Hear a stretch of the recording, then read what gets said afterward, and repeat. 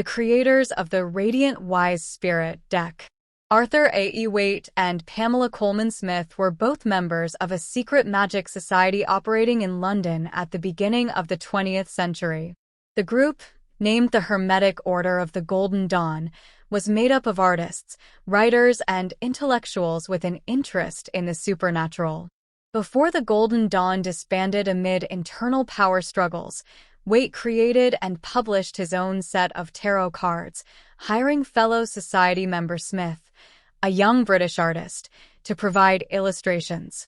Waite had sworn an oath of secrecy to the Golden Dawn, as all members were required to do.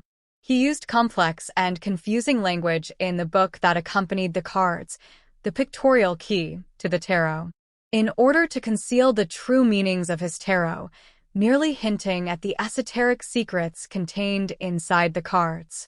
Waite included in his text instructions for the Celtic Cross Tarot spread, which has become one of the most popular readings in the world. Hidden meanings.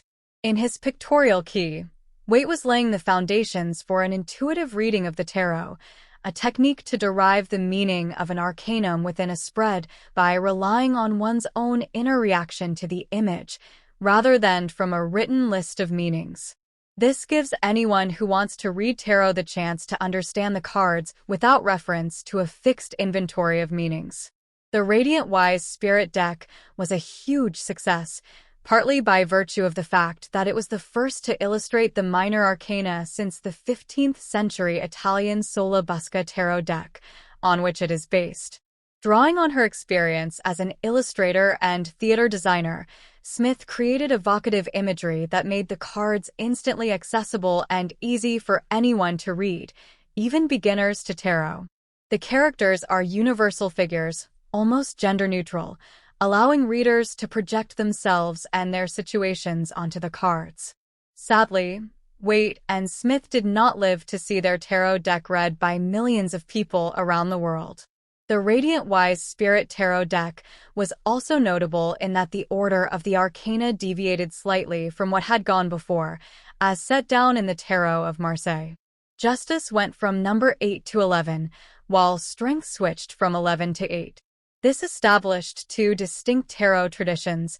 The first remained faithful to the Marseille model, while the second, which was particularly popular in Northern Europe, stuck to Waite's modification.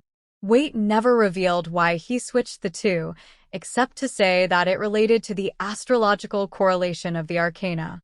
Intuitive reading basics.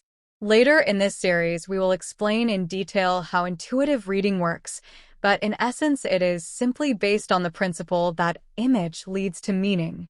Just by looking at an image, a beginner can feel sensations and emotions and have ideas, leading to a highly personal interpretation.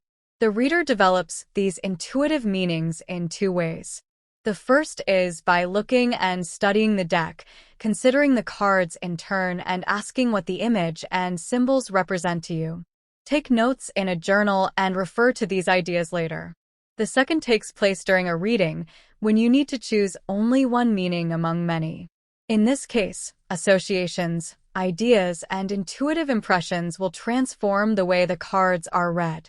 Although Waite is regarded as the father of intuitive reading, he was still tied to the esoteric vision of tarot, in which there is a strong symbolic alphabet.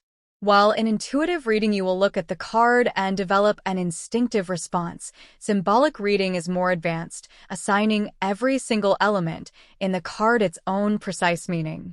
As you progress through this series, you might want to keep a symbol journal, where you write down all the symbols appearing in a single card and assign meanings to each of them. The idea is that each image element on the card represents an aspect or an attribute of the arcana. Until next time, farewell.